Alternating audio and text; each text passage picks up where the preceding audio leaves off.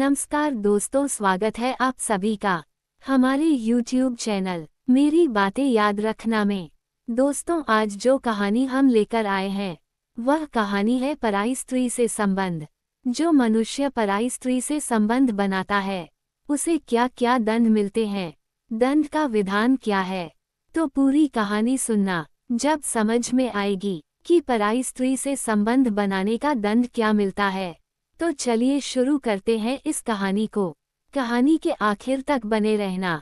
हिंदुस्तानी शास्त्रों में मनुष्य के हर कर्म के लिए मिलने वाले फलों की व्याख्या लिखी गई है, फिर चाहे वो अच्छे हो या बुरे। शास्त्रों के अनुसार जो लोग पृथ्वी लोक में अच्छे कर्म करते हैं उन्हें स्वर्ग सहित अन्य प्रकार के सुखों की प्राप्ति होती है। वहीं जो लोग नीच कर्म करते हैं उन्हें नरक के दुखों को भोगना पड़ता है। शास्त्रों में वर्णित कई तरह के कर्मफलों में से एक है पराई स्त्री के साथ संभोग। मनुष्य योनि के लिए जो महत्ता भोजन और पानी की, ठीक उसी तरह संभोग के भी अपने अलग कायदे व कर्मफल है। हालांकि प्रेम को तो कुछ विद्वानों ने ईश्वर का रूप माना है, लेकिन यही प्रेम जब मर्यादा और नीतियों को भूलकर वासना और संभोग में बदल जाए तो इससे बड़ा पाप कुछ भी नहीं है। विवाह पश्चात घर लाई अपनी पत्नी से संभोग के अलावा अन्य महिला को वासना की नज़र से देखना व संभोग करना उस पाप की श्रेणी में माना गया है, जिसका कर्मफल जानकर आपकी रूह कांप जाएगी। गरुड़ पुराण में इस कर्म के लिए कठोर दंड की विवेचना की गई है। पराई स्त्री से संभोग को लेकर मनुस्मृति में लिखा गया है कि मानव को संयमित रहना चाहिए और पराई औरतों से शारीरिक संबंध बनाने से बचना चाहिए। मनुस्मृति में बताया गया है कि जो पुरुष कामवासना से वशीभूत होकर पर स्त्री से संबंध बनाता है तो परलोक में उसके सिर पर योनि का चिन्ह बना दिया जाएगा। ये योनि का चिन्ह अगले जन्म में उस पुरुष के ललाट पर नजर आएगा। वही शास्त्रों के जानकारों की माने तो ऐसे संबंध बनाने के लिए स्त्री व पुरुष दोनों को समान रूप से पाप का भागीदार माना जाएगा।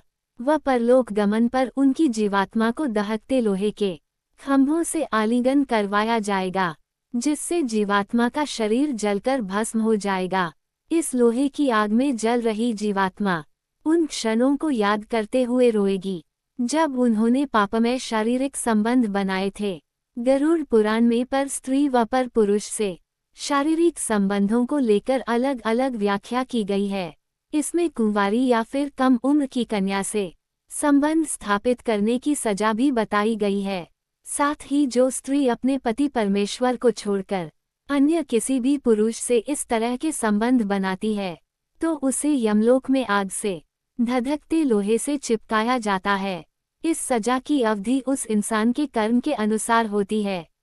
साथ ही पाप की सजा पूरी होने पर उस स्त्री को चमगादड़, दो मुहा सांप या फिर छिपकली के रूप में जन्म लेना पड़ता है।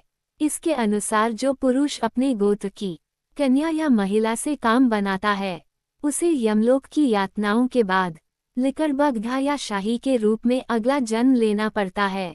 कम उम्र की लड़की व कुंवारी युवती से शारीरिक संबंध बनाने वाले को घोर यातनाएं सहने के बाद अजगर बनाया जाता है, जो अपने अगले जन्म में भी पिछले कर्मफल भोगता है। मनुष्य जीवन में कुछ लोग गुरु की पत्नी से भी संबंध बनाने से नहीं चूकते, जिनके कर्मफल के बारे में बताया गया है कि ऐसे पुरुष व स्त्री को अधिकाधिक वर्षों तक नरक के दुखों को सहन करने के बाद गिरगिट की योनि में जन्म लेना पड़ता है।